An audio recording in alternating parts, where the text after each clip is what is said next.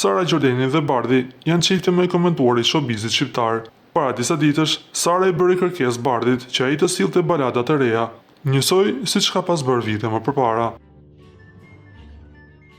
Nuk ka vonuar shumë dhe këngëtari Bardhi ka reaguar menjëherë.